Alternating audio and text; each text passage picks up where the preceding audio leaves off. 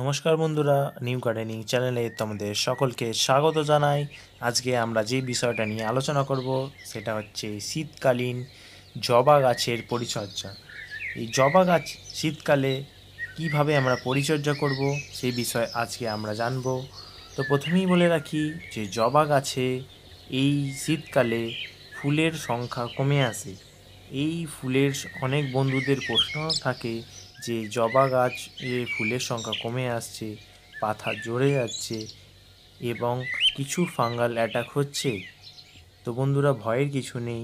এই সময়টা এই ধরনের রোগ পোকার আক্রমণ এবং পাতা ঝরা এটা স্বাভাবিক ব্যাপার। যে বিষয়গুলো তোমাদের মাথায় রাখতে হবে সেই বিষয়গুলো হচ্ছে, এই সময় তোমরা ঠান্ডার হাত থেকে বা কুয়াশার হাত থেকে জবা গাছকে রক্ষা করতে হবে, না হলে কিন্তু জবা গাছের ফাঙ্গাস অ্যাটাক আরও বেশি হবে।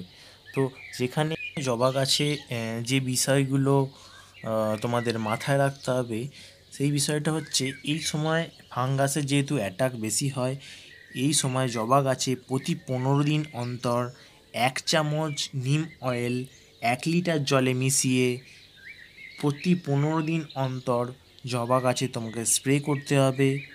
তাহলে দেখবে এর ওপর যে ফাঙ্গাস অ্যাটাক করছে সেইগুলো আর থাকবে না। এছাড়া যে বিষয়টা আরও মাথায় রাখতে হবে সেটা, এই সময় যেহেতু ফুলের সংখ্যা কমে যায় এবং গাছটা রেস্টিং পিরিয়ডে চলে যায় শীতকালে, এই সময় তোমাদের ওভার ওয়াটারিং মানে বেশি জল দেওয়ার হাত থেকে গাছকে বাঁচাতে হবে। যখন গাছের জলের প্রয়োজন হবে ঠিক সেই সময়টাই তোমরা জল দেবে, এছাড়া কিন্তু জল দেবে না, না হলে কিন্তু গোড়া পচে যাবে। এই বিষয়টা মাথায় রাখতে হবে। এই সময় এই বিষয়টা না মাথায় রাখলে গাছের শেকড় পচে যাবে, তখন আর কোনো উপায় থাকবে না গাছটাকে বাঁচানোর জন্য। তো এই বিষয়গুলো মাথায় রাখলেই তোমরা শীতকালে জবা গাছের পরিচর্যা খুব সুন্দরভাবে করতে পারবে এবং জবা গাছে শীতকালীন যে রোগ পোকার আক্রমণ হয় সেইগুলো থেকেও গাছকে বাঁচিয়ে রাখতে পারবে, ওভার ওয়াটারিং থেকেও গাছকে বাঁচিয়ে রাখতে পারবে।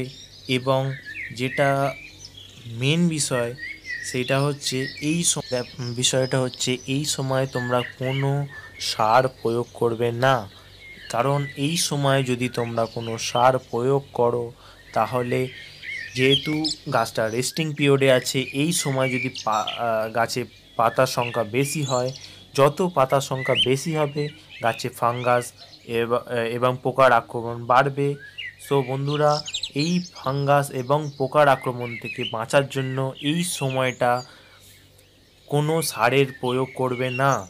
এই বিষয়টা সবসময় মাথায় রাখবে, এই সময়টা কোনো সার প্রয়োগ করা যাবে না। তো বন্ধুরা, ভিডিওটা ভালো লেগে থাকলে লাইক করবে এবং চ্যানেলটা সাবস্ক্রাইব করবেন।